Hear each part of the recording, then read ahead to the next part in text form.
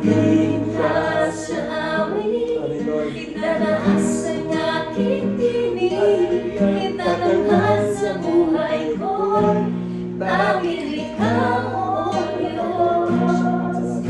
Iba sa kalangitan ang iyong kalwalhatian, dakilan mo'y di Kaya